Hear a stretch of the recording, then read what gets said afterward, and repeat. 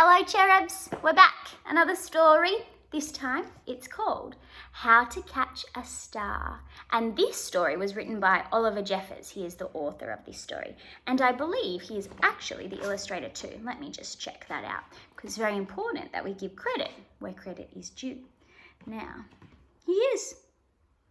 Yep. Amazing. What a clever guy.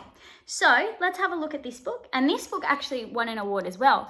This book won the Early Years Book Trust Award, and it got shortlisted in 2004. So another really, really good text. It's really great to listen and read good quality picture books because they're actually going to help you improve your reading and your understanding of what you're hearing. Then I've got some activities for you to do as well, but let's have a look at this beautiful book first. Now, before we begin, I want you to think about it. It's called How to Catch a Star. What do you think it's going to be about? Have a think about what you think is going to happen in this story and then write it down, what you think is going to happen. It's going to be a prediction about what you think is going to be in this story. Then I want you to draw a picture of you on a star trying to catch a star, okay? You put you on the front cover. All right, let's have a look. How to catch a star.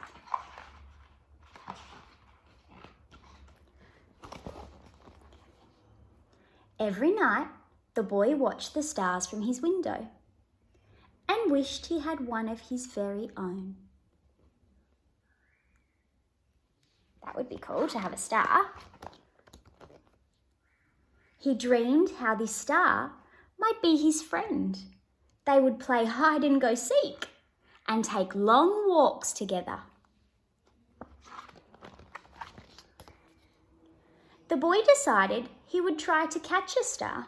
He thought that getting up early in the morning would be best, because then the star would be tired from being up in the sky all night. So, the next day he set out at sunrise, but he could not see a star anywhere. He sat down and waited for one to appear. Can we see stars in the day? I'm not so sure. He waited and he waited and ate lunch. And waited. And after dinner, he waited some more. Finally, just before the sun was about to go away, he saw a star.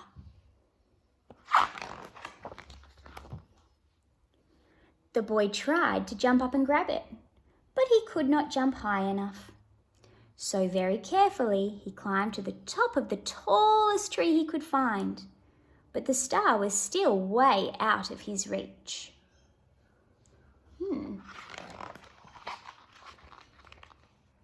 He thought he might lasso the star with the lifebelt from his father's boat, but it was much too heavy for him to carry.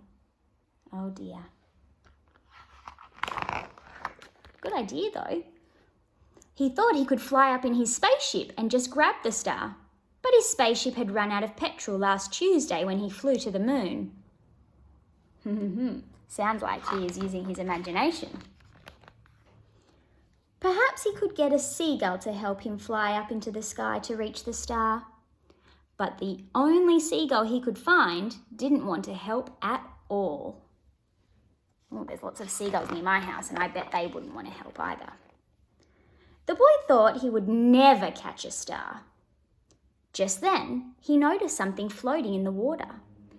It was the prettiest star he had ever seen.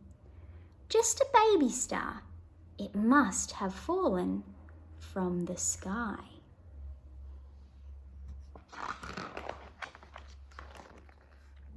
He tried to fish the star out with his hands, but he couldn't reach it.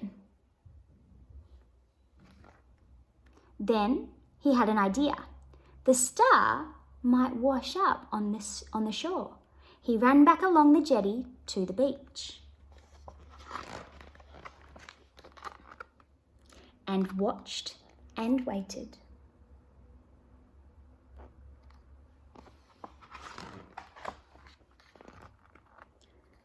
And sure enough, the star washed up on the bright golden sand.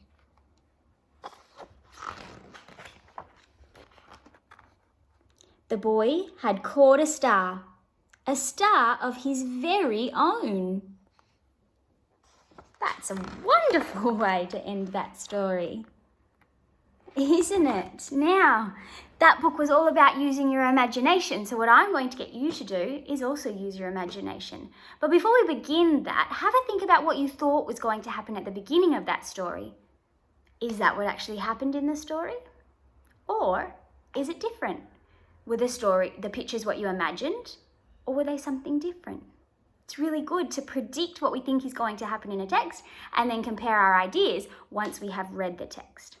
All right, now the activities I've got for you today. They are using your imagination and being really creative, my favorite kinds of activities. So the first one is called Singing Sensation. And what you have to do in Singing Sensation is write and perform a song to summarize the main events in the story. So go back through this video, watch what happened in the story again, write down the main points from the story, and then write a little song and perform it about the story, okay? I'm sure you can do that. I know you'll be able to do that and do it really, really well. The next one is called Sounds Abound. And what you have to do in Sounds Abound is add sound effects to each part of the story. So perhaps when he's talking about his rocket, you might add sound effects that sound like a rocket. So what you're going to do is you're going to turn the pages and you're going to think about what sound you could add to that page.